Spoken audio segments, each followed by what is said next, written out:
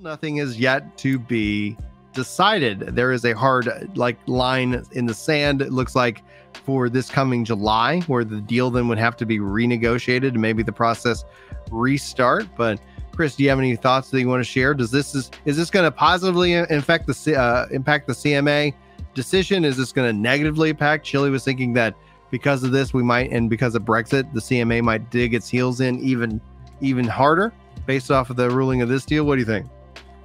It has nothing to do with consumers. It's just people being like, well, if you're doing it, I'm not doing it. Like, no, I would hope that all of these consumer protections would just be looking at their own citizenry and not what anybody else is doing for their citizenry.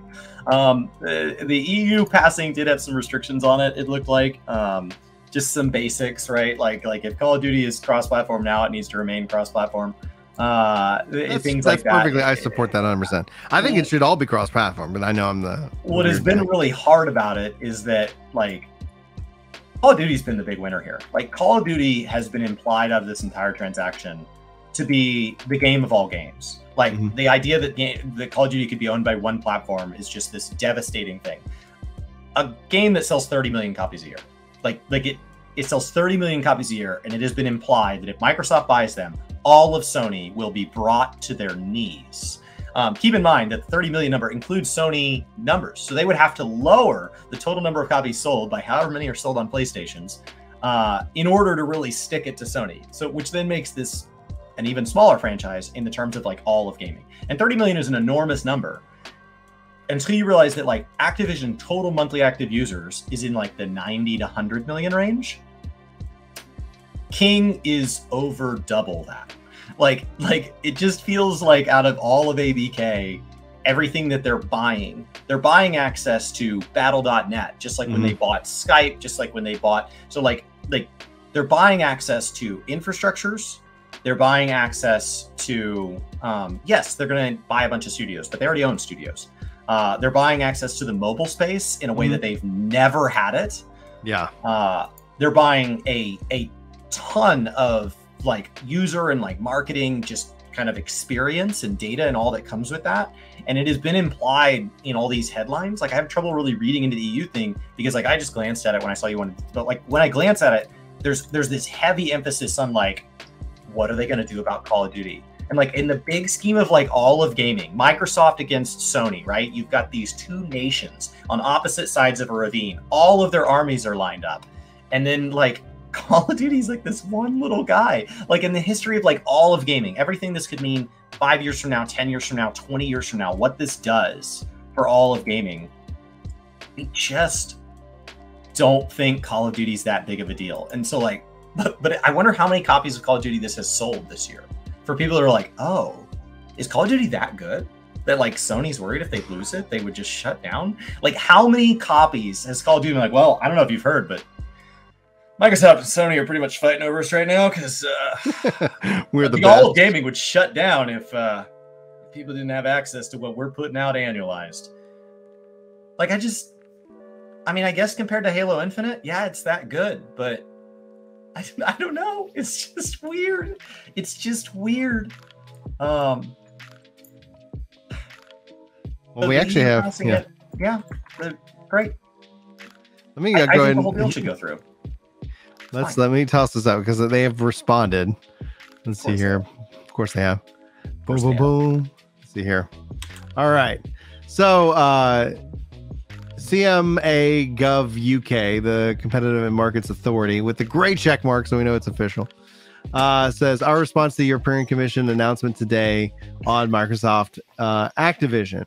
The UK, let me zoom in. Let's get that. Let's make this pretty. We were doing our job. They were doing their job. We're going to keep doing our job. If it's anything other than that, this is dumb. They're like, screw you guys. The UK and US European competition authorities are unanimous in that this merger would harm competition in cloud gaming.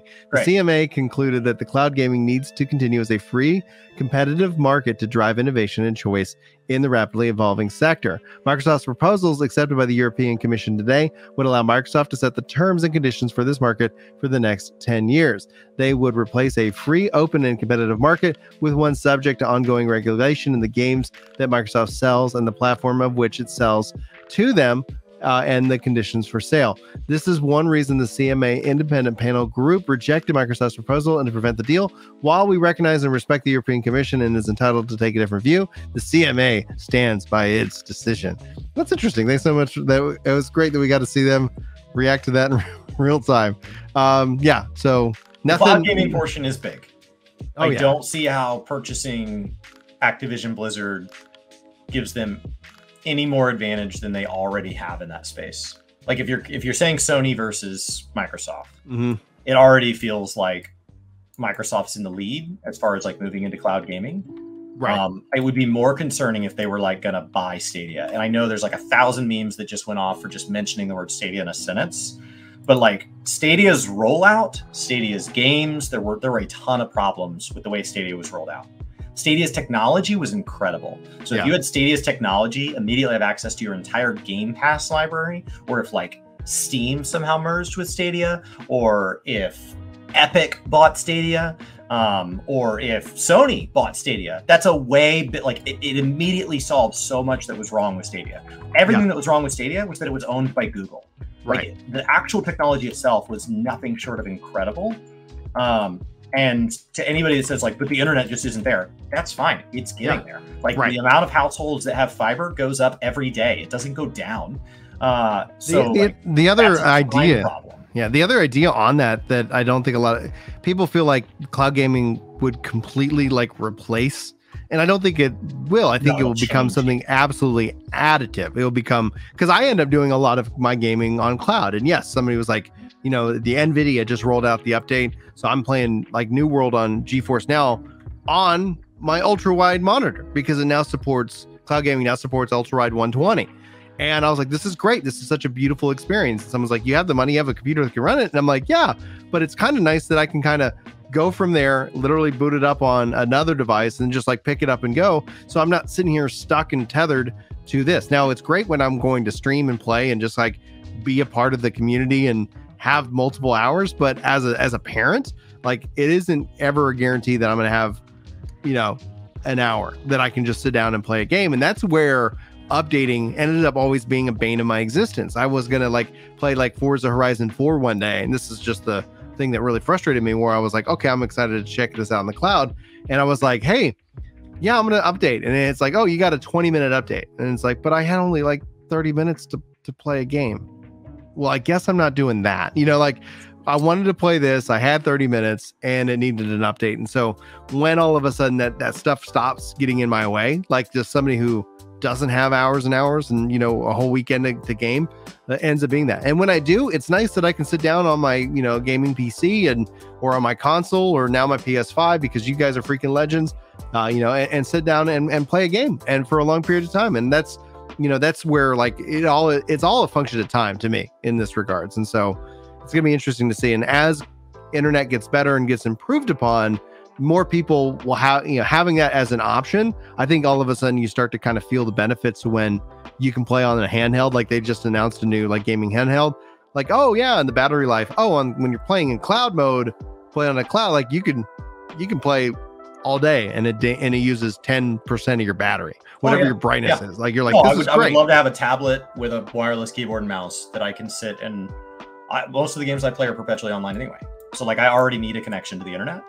I already need fiber, and like I don't need the entire global population to play the same game as me for it to be commercially viable. These games we're talking about have tens of thousands to single digit millions of monthly active users. We're not talking about a global population.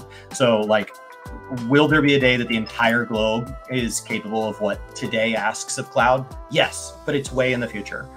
Is there a world in which there is a commercially viable number of people that want access to a cloud-based service? Yeah, I think that's in the very near future, if we're not already there.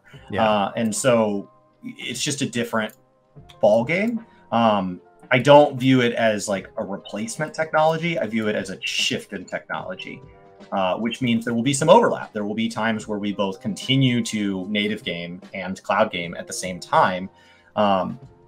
You know, and as you're talking about, right? Like I would prefer my 4-monitor gaming PC setup that I'm on right now. I like this. This is the premier setup. I've got a chair that's comfy. I've got my nice microphone. I've got my stand desk, quad monitor, this is the way to play, and this is how I want to play every game if it's available. This is the premier setup. But when I'm not here, then what I want is immediately changed. And so like when I'm on the road, I tend to play games on my phone. And that means I play a lot of mobile games. And those mobile games in my mind, it's not about like, is that mobile game better or worse than World of Warcraft or Final Fantasy 14 or Destiny or Diablo 4? No, they're totally different, because I would never be playing a mobile game when I have access to this. This is the better experience from the get-go. I'll always take this one. Yeah.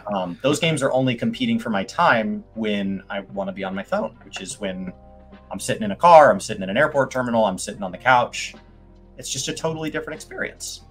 Yeah, I think my hope is that for like the next Switch that we were talking about earlier in the show, is that it is a physical device and also a cloud aware device in which that like you have your games and you can stream them, or you can just play them locally when you're like, hey, your internet's good and it could save bandwidth or something like that. That would be truly, I don't know if they have that in them from a technological perspective to actually like make that happen, but that would be something where it'd be great. Like, I mean, hey, cool, I'm going to play in 1080p high fidelity, like clouds, you know, cool. Oh, I'm now on the road, no internet. We're going to scale that down a little bit. We're going to drop that 30 frames a second. We're going to take, you know, without the access to the internet, we're going to kind of do a couple different things and do this hybrid, you know, kind of platform, which I think would be really kind of powerful for gamers like me, you know. It really thrives with a big library, something like Game Pass, or if Nintendo had it, because the other problem is like to do the server slam for Diablo this weekend, I had to download like 80 gigs to try it.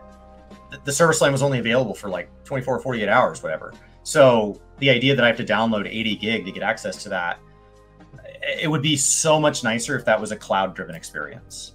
Like you want to try Diablo 4 out? We got it's for free right now. Okay, cool. What do I have to do to get in? Oh, you just log in. What? So then I like download it after I log in? No, you just log in and play.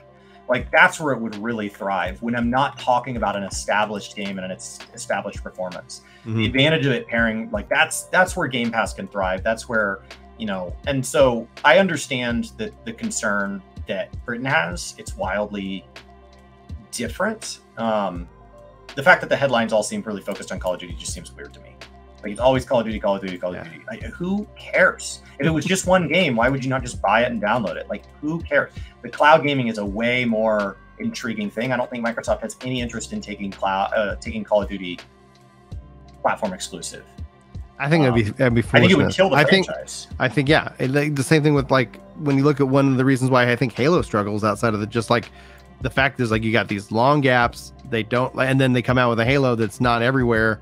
So you're like, you don't have the player base that's going to be interested in that kind of style game.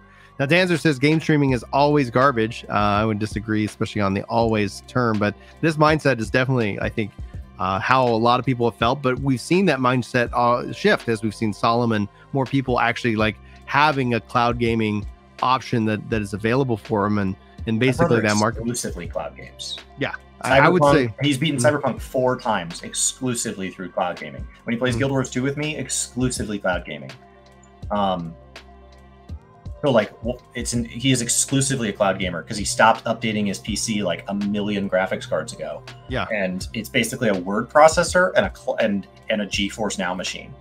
Like he basically it's a loud GeForce Now console. That's what it is. Because it's just this continually, slowly getting louder, dying PC. Yeah. And if he replaces it, he will replace it with the minimum hardware to do GeForce Now, which is cheap. Yeah, it's cheap. And if the longer he waits, the cheaper it gets. Right. And if Activision Blizzard deal goes through, then all of a sudden you get those games that essentially one of the things that's holding back GeForce Now is its lack of games. So one of the things that I get frustrated about Square Enix is like Square Enix is not on GeForce Now, and I don't understand why. There's got to be some reason that having your game that runs in Steam not run. That would have been the solution for the Forspoken problem. I think Activision and Square Enix are against it because they want GeForce Now to pay them. Yeah, they don't understand they want the value. It's all about money. It's all about value money. The value's already in it because my brother would not have bought Cyberpunk if it required that he also bought a console, right? There are people out there that will buy a console for one game, but that is not the majority of gamers. Most people would go, you want $500 for a single game? You can screw off. Yeah. But for him, he can pay that buy-in price of one game and then immediately play it. And he has that like founders rate on GeForce Now. So it's like $5 a month. It's been great to basically perpetually lease the newest hardware. So he gets really excited when NVIDIA's like, hey, we just rolled it over to the new graphics card. And he like logs back in and he's like, wow, I just got this massive PC upgrade for nothing. So all of this is brought to you by definitely not our sponsor, GeForce Now. I love GeForce Now. I love it. They don't pay us a dime. They're not even nobody pays us, but we pay them. I pay for GeForce Now. Yeah, I pay for it. Absolutely.